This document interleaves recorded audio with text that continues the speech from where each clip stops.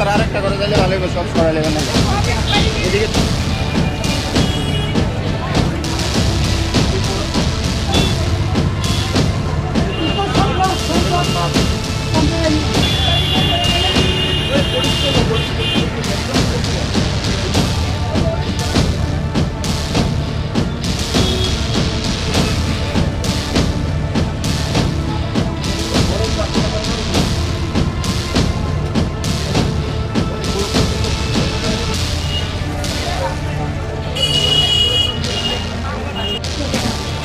বিক্রি না করলে আপনি তো এগুলি